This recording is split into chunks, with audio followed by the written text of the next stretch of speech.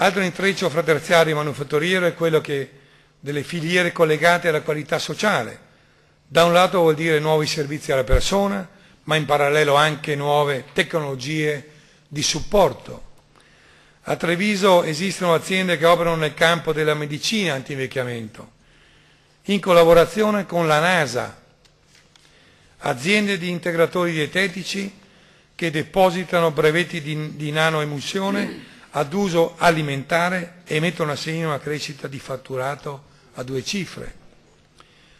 Per non parlare della filiera agroalimentare, che non solo valorizza nel mondo la nostra tipicità, i valori del nostro gusto e della nostra tradizione, ma mobilita tecnologie avanzate per l'efficienza di processo, per la tracciabilità, per il governo delle filiere ricentrate sul territorio, non solo nell'industria di trasformazione, ma anche dentro le attività primarie che stanno profondamente cambiando volto, avviate ormai da anni in un processo di modernizzazione, anch'esso tutto da valutare e da valorizzare.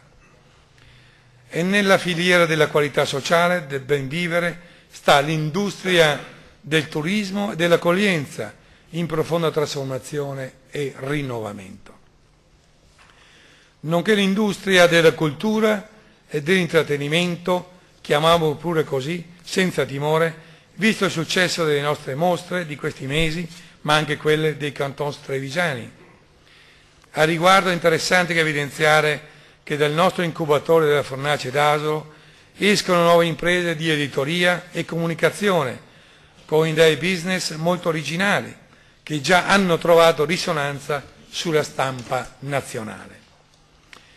Altro motore di cambiamento del nostro territorio è dato dalla bioedilizia.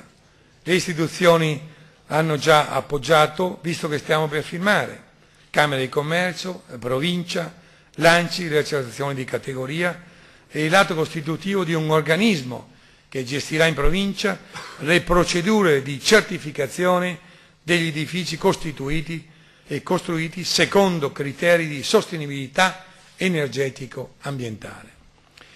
Ci sono decine di imprese operanti nel settore delle costruzioni che si stanno riposizionando ed altre che si stanno specializzando nelle architetture sostenibili. Oltre a queste ci sono pure aziende che si stanno interessando di nuovi materiali per l'edilizia, di domotica per risparmio energetico e la compatibilità elettromagnetica, di gestione di sistemi geotermici integrati e di gestione del ciclo dell'acqua.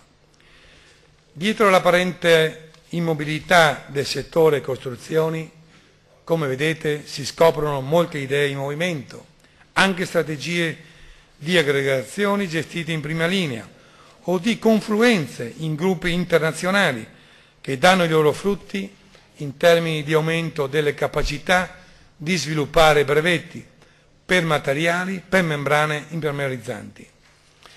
Per le vernici ecocompatibili con i più alti tassi di resistenza al fuoco ci sono 4 produttori al mondo capaci di realizzare e uno di questi è in provincia di Treviso. Oppure realizzano radiatori efficienti tecnicamente e con altissimo contenuto di design o anche portano la bioedilizia dentro le mura ripensando gli spazi vivibili e gli arredi interni anche nei grandi grattacieli delle metropoli asiatiche e statunitensi. Questo è un primo ed ancora incompleto elenco per un Atlante delle eccellenze, ma pensiamo anche alle tante software house che sostengono l'efficienza di processo dei nostri manufatturieri o alle sempre più qualificate strutture terziste che accompagnano le aziende nelle loro strategie di comunicazione e di internalizzazione. Anche queste aziende hanno dovuto tirare la cinghia sicuramente nel 2009, ma sono convinte che la loro attitudine ad innovare, ad essere efficienti, li sta già proiettando in avanti verso un nuovo tipo di sviluppo. Qual è la strada dell'eccellenza? Non esiste, credo, una strada unica. L'unico comune denominatore sembra essere quello della varietà dei percorsi adottati. Nessuna ricetta economica può sostituirsi alla capacità degli imprenditori nel contribuire e disegnare il futuro della nostra provincia. Possiamo tuttavia costruire una serie di servizi mirati alla creazione di un clima favorevole allo sviluppo delle imprese che puntano all'eccellenza ed anche ad altre. A tale riguardo sembrano fondamentali 4 leve. Primo, attivare e mantenere un clima di fiducia che induca a compiere gli investimenti necessari, in particolar modo oggi sul fronte del credito, dei tempi di pagamento e con iniziative straordinarie sul fronte dell'occupazione, per cercare di dare continuità di reddito e permanenza nelle culture del lavoro a coloro che oggi rischiano la marginalità lavorativa. Secondo, mantenere vitali le reti dell'innovazione costruite dal triangolo dei centri di ricerca, l'università e le imprese. Si può arrivare a prestare incomodato, quasi gratuito, i migliori ricercatori in cui l'università dispone perché si impegnino a intercettare i fabbisogni tecnologici delle nostre imprese.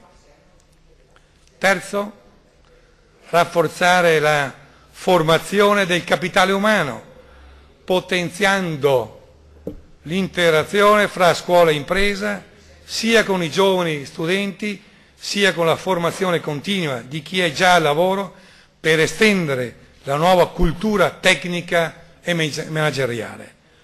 Quarto, puntare sulla qualità delle infrastrutture, dalla banda larga alle nuove aree industriali. Possiamo offrire un vantaggio localizzativo per attirare più investimenti di qualità.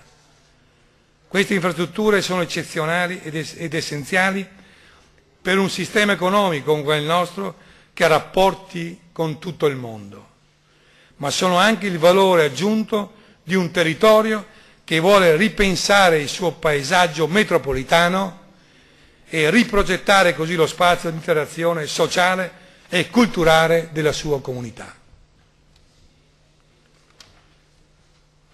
Le difficoltà del tempo presente non devono impedirci di guardare oltre il ristretto orizzonte della crisi. Innovare vuol dire pure avere la capacità di realizzare invenzioni e creare nuovi prodotti. Le esperienze produttive appena illustrate sono la dimostrazione che le nostre imprese stanno testando con grande determinazione questo spazio inesplorato. Nella vita non c'è nulla da temere, solo da capire. Lo diceva una donna premio Nobel nel 1903 e nel 1911. E ci sono motivi validi per credere, ora come allora. Grazie per l'attenzione.